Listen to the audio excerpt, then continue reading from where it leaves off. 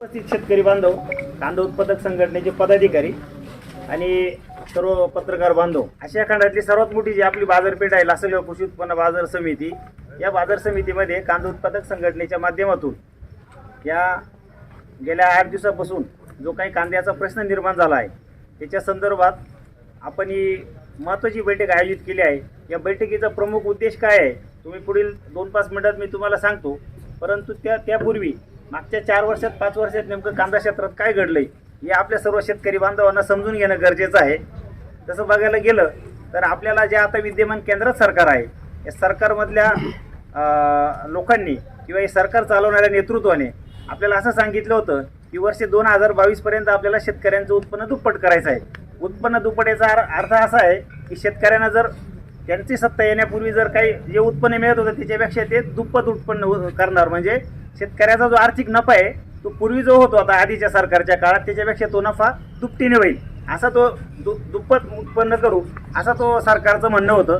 परंतु आज जर बघितलं आपण 2023 उजाडलं आहे ते आता आपण सप्टेंबर महिन्यामध्ये जर बघितलं तर ज्या पद्धतीने कांद्याच्या बाबतीत देशातल्या सरकारचं जे धोरण आहे ते अतिशय कुचकामी, अतिशय कांदा उत्पादकांना खड्ड्यात घालणारं आणि नवे कांद्याची शेती, कांद्याचा शेतकरी संपवणारं हे धोरण आहे। या धोरणामुळं आता जो आपल्याला कांद्याला जो हमीभाव आपण गेल्या काही वर्षांपासून मागतोय की 3000 रुपये प्रति क्विंटलला हमीभाव पाहिजे, त्याच्याबद्दल सरकारकडे बोलायला 1 मिनिट वेळ नाही। परंतु ह्याच कांद्या उत्पादक शेतकऱ्यांच्या कांद्याला थोडासा दर मिळण्यास सुरुवात झाली तर सरकारकडून तत्काळ निर्यात बंदी करणं, निर्यात शुल्क लागू करणं, परदेशी कांदा आयात करणं, स्टॉक लिमिट करणं या विविध उपाययोजना करून शेतकऱ्यांच्या कांद्याचे दर पाडण्याचं काम सरकारकडून गेल्या 4-5 वर्षापासून सातत्याने सुरू आहे। एकीकडं देशाच्या शेतकऱ्यांचं उत्पन्न दुप्पट करू असं बोलायचं तर दुसरीकडे ज्या शेतकऱ्यांचा शेतमाल कांदा असेल किंवा टोमॅटो सगळा शेतमाल विकताना त्यांचा भाव कसा पाडायचा याच्यासाठी सरकारच जर स्वतः पावलं उचलणार असेल तर आपल्यासाठी अमेरिका, रशिया, ऑस्ट्रेलिया तिकडचं इंग्लंडचं ते सरकार काही मदतीला येणार नाही। आपल्याला ह्या भारतातल्या सरकारने आता या शेतकऱ्यांसाठी जो काही कांदा असेल किंवा इतर शेतमाल असेल याचा दर पाडण्याची जी भूमिका आहे 100% बंद करावी आणि मागच्या काळामध्ये जे आपलं नुकसान झालं आहे ते येणाऱ्या काळामध्ये असंच जर सुरू राहिलं तर येणाऱ्या काळामध्ये शेतकरी कांद्याची सर्व शेती पिकवणेच बंद करून टाकतील, मग हा सरकारवरच भार वाढेल।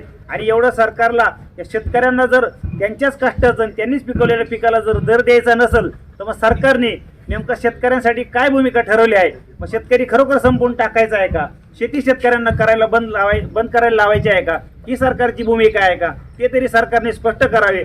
पण सरकारमधले केंद्रातले मंत्री असतील, सरकारमधले राज्यातले मंत्री असतील, सातत्याने शेतकऱ्यांना आश्वासने देत आहे की आता आम्ही शेतकऱ्यांसाठी चांगलं काम करतोय, आम्ही शेतकऱ्यांचं हे सरकार आहे, परंतु कृतीमध्ये काही दिसत नाही। आता ज्या 19 ऑगस्टला कांद्यावरती जे निर्यात शुल्क केंद्र सरकारने 40% लागू केलं आणि त्याच नंतर पाठोपाठ हा महाराष्ट्रामध्ये नाफेड आणि NCCFच्या माध्यमातून जो कांदा खरेदी केला 3 लाख टनाचा बफर स्टॉक, तो कांदा तत्काळ सरकारकडून राज्यातल्या देशातल्या विविध ठिकाणी स्वस्तामध्ये पाठवणं, स्वस्तामध्ये उतरवणं सुरू केलं आणि त्यामुळं आपल्या महाराष्ट्रातील शेतकऱ्यांचा कांदा खरेदी जो व्यापारी बांधव करतायत तो कांदा देशातल्या विविध राज्यामध्ये तिथं पोहोचत असताना स्वस्तातल्या नाफेडच्या कांद्यामुळं शेतकऱ्यांच्या कांद्याला, व्यापाऱ्यांनी खरेदी केलेल्या कांद्याला तिथं त्यांना दर न मिळाल्यामुळं आपल्या कांद्याचे दर पुन्हा घसरण्यास सुरुवात झाली आणि खऱ्या अर्थाने ज्या कांद्याला आपण 5 महिन्यापासून 6 महिन्यापासून 40 साठवून ठेवलं त्या कांद्याचा दर वाढणं तर दूर राहिलं, हा तो दरही कमी झाला। आज जर आपण बघाल तर कांद्याचा उत्पादन खर्च 3000 पेक्षा जास्त प्रति क्विंटलला येतोय, पण आपल्याला भाव जो मिळतोय तो 1500-1600 आणि जास्तीत जास्त दाखवण्यापुरतं 2000 रुपये, परंतु या भावामध्ये आपला उत्पादन खर्च सुद्धा भरून निघत नाही। मग सरकारने कांद्याचा भाव कमी असताना जर काही मदत केलेली नाही तर कांद्याच्या भावामध्ये वाढ होत असताना सरकारने शेतकऱ्यांच्या ह्या कांद्याचे दर पाडण्यासाठी आडवं येऊ नये, ही कांदा उत्पादक शेतकरी संघटनेची प्रमुख भूमिका आहे। आणि आता जो 20 सप्टेंबरपासून व्यापारी असोसिएशनने जो काही बंद केला आहे त्याच्यामध्ये महाराष्ट्रातले कांदा उत्पादक शेतकरी आणि महाराष्ट्र कांदा उत्पादक संघटना 2 मागण्यांसाठी व्यापारी बांधवांबरोबर आहे आणि त्या 2 मागण्या त्याच्यामध्ये नाफेड आणि NCCFचा कांदा देशातील कुठेही बाजार समित्यांमध्ये आणि शहरांमध्ये नाफेडने आणि सरकारने स्वस्तामध्ये उतरवणं ही एक मागणी आणि त्याच्यापेक्षा मोठी मागणी कांद्याचं निर्यात शुल्क जे 40% केलं आहे हे तत्काळ शून्य करावा। या 2 मागण्यांसाठी राज्यातील कांदा उत्पादक शेतकरी आणि कांदा उत्पादक संघटना ही संपूर्णपणे व्यापारी बांधवांनी केलेल्या मागणीच्या सोबत आहे। पण त्याचबरोबर आता जे गेल्या गणेश उत्सवापासून जे आधीच्या 2 दिवस सुट्ट्या होत्या आणि त्याच्यानंतर आता बुधवारपासून 20 सप्टेंबरपासून जे कांद्याचे मार्केट बंद आहे, जे लिलाव बंद आहे नाशिक जिल्ह्यातले, तर ते लिलाव सुरू होण्यासाठी केंद्र सरकारने, राज्य सरकारने त्याच्यामध्ये हस्तक्षेप करावा. पण तो हस्तक्षेप करत असताना कांद्याचं निर्यात शुल्क तसंच ठेवून बाजार समित्या चालू करण्याऐवजी कांद्याचं निर्यात शुल्क शून्य करावं आणि नाफेड NCCFचा कांदा ज्या दिवशी महाराष्ट्रातल्या बाजार समित्यांमध्ये 6,000पेक्षा अधिकचा दर होईल प्रति क्विंटलला शेतकऱ्याच्या कांद्याला, त्याच्यानंतर तुम्ही नाफेडचा कांदा बाहेर काढू शकता. पण तत्पूर्वी शेतकऱ्यांचा कांदा जोपर्यंत 6,000पेक्षा जास्त क्विंटलने विकला जात नाही बाजार समित्यांमध्ये, तोपर्यंत आपण नाफेड NCCFचा कांदा देशातल्या कुठल्याही शहरामध्ये उतरवू नये, हीच कांदा उत्पादक शेतकरी संघटनेची प्रमुख मागणी आहे. आणि उद्याच्या बैठकीमध्ये जे पणन मंत्र्याबरोबर जी व्यापारी बांधवांची जी बैठक आहे, त्या बैठकीमध्ये याच्यावरती तोडगा काढून ह्या बाजार समित्या सुरू कराव्या. पण बाजार समित्या सुरू करण्यासाठी नाफेडचा आणि NCCFचा कांदा विक्री देशावरती बंद करा आणि 40% निर्यात शुल्क रद्द करा. या 2 मागण्या मंजूर झाल्या पाहिजेत.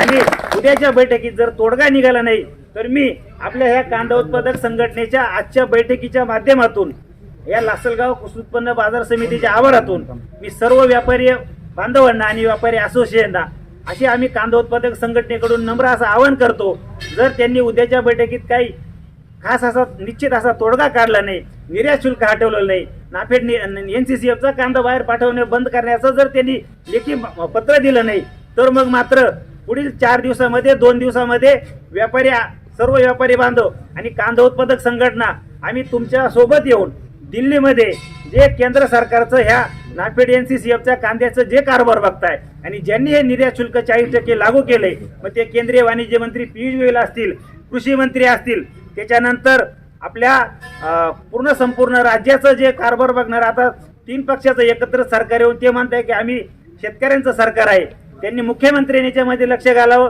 केंद्रीय वाणिज्य मंत्र्यांनी याच्यामध्ये लक्ष घालावं, त्याचबरोबर केंद्रीय कृषी मंत्र्यांनी याच्यात लक्ष घालावं. आणि नवे आम्ही असं म्हणतो की केंद्र सरकारचं नेतृत्व बघणारे प्रधानमंत्री नरेंद्र मोदी आणि गृहमंत्री अमित शहा यांनी या कांदा प्रश्नी लक्ष घालावं आणि हे निर्यात शुल्क तत्काळ शून्य करावं. आणि नाफेड NCCFचा कांदा जोपर्यंत शेतकऱ्यांचा कांद्याला बाजार समितीमध्ये 6,000पेक्षा अधिक दर मिळत नाही तोपर्यंत बाजारातच उतरू नये.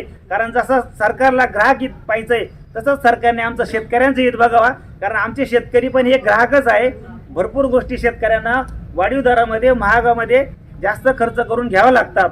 ही कांदा उत्पादक संघटनेच्या आजच्या बैठकीच्या माध्यमातून प्रमुख मागणी आहे. आणि ह्या 2 मागण्यांच्या पलीकडे एक आणखीन महत्त्वाची मागणी, ज्या वेळेस महाराष्ट्र सरकारने फेब्रुवारी-मार्च महिन्यामध्ये कांद्याला बिलकुल दर नव्हते आणि तो दर मिळत नसताना येथील सरकारने कांद्याच्या शेतकऱ्यांना 350 रुपये प्रति क्विंटलचं अनुदान दिलं आणि ते अनुदान जाहीर केलं. पण 8 महिने झाले, त्याच्यापैकी काही शेतकऱ्यांना 10,000 तर काही शेतकऱ्यांना अजून काहीच रक्कम खात्यावर जमा झाली नाही. तर ह्याच आजच्या बैठकीच्या माध्यमातून कांदा उत्पादक संघटनेची प्रमुख 3री मागणी आहे की राज्य सरकारने राहिलेलं कांदा अनुदान तत्काळ शेतकऱ्यांच्या खात्यावरती एकरकमी जमा करावं, त्याच्यामध्ये कुठलाही भेदभाव करू नये.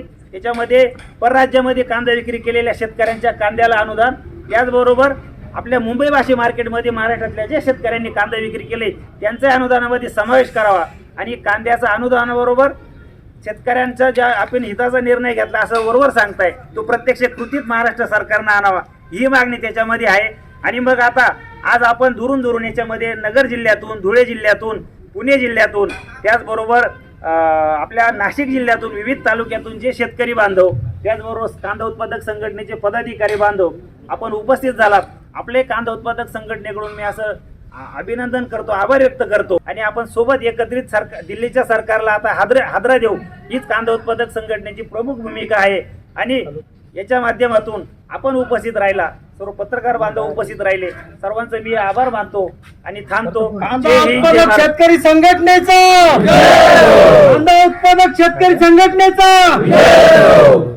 एकच पक्ष, एकच पक्ष.